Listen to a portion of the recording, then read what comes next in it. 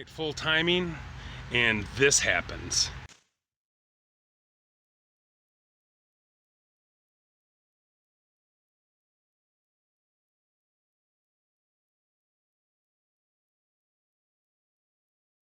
Yes. Fortunately, we were able to fix that. In the middle of the rainstorm, of course, and windstorm, we moved the motorhome down. But before we did that, the motorhome wouldn't turn over. So, take a look at where we moved to. So now that the weather has cleared up, we have another problem with the motorhome not starting, which I've had this problem when we first bought it. I never posted the video about batteries.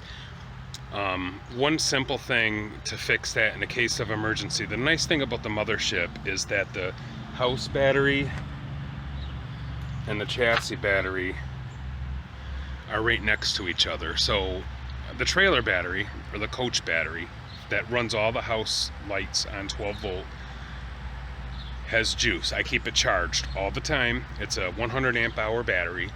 And the chassis battery, I always unhook.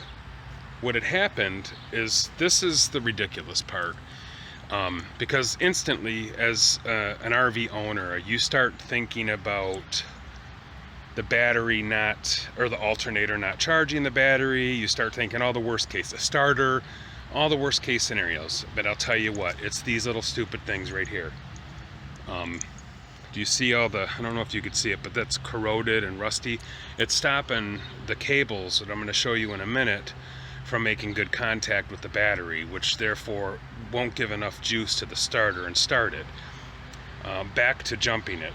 What I did was I took the jumper cables onto the house battery here into the chassis, and it rolled right over instantly, so I was able to, in the rainstorm, get the motorhome back. All in all, our first adventure starting up this RV life in a full-time mode has gone a little rough, but that's okay. You have to be self-reliant. I know I pick my dad's brain a lot when we're camping, even before we full-timed it. So I'm gonna get to putting these new ones back on. It was a $10 fix.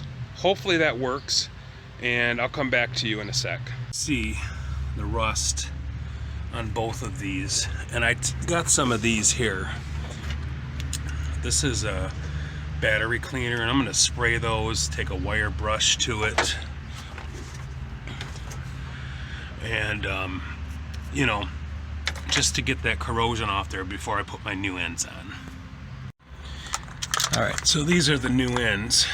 They're kind of a universal kit. All I need is 2 posts or 2 nuts that go in here, and then that bracket that you see there. We're gonna put those on both of these, secure them there. And as you can see, my kill switch, this is something that's a real clever idea. The kill switch here saves my battery, because if I'm parked for a long-term amount of time, that will stop the battery from being drained if it's too cold or not. So let me get to hooking these up. Now for the moment of truth. Ready, set.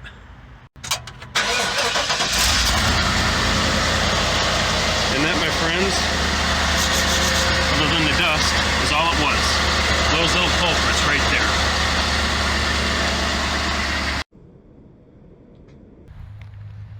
So, as many of you see, we are camping here at an RV park, probably till October at some point when we go on our next leg of the full-time tour. I'm going to keep you guys all posted while we go and stop with the Mothership and upgrade to a newer motorhome. So stay tuned. I apologize for this late video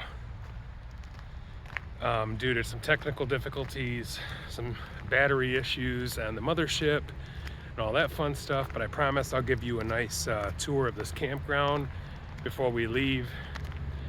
I've been really working hard at getting upgraded on technical stuff as well, as you might be able to tell in this video that I'm taking this clip right here. So thanks for coming by. Thanks for watching us, or watching me, as Maria don't want to be on video. And thank you, Ricky, for staying tuned at Darkness Travels. And I'll keep everyone posted.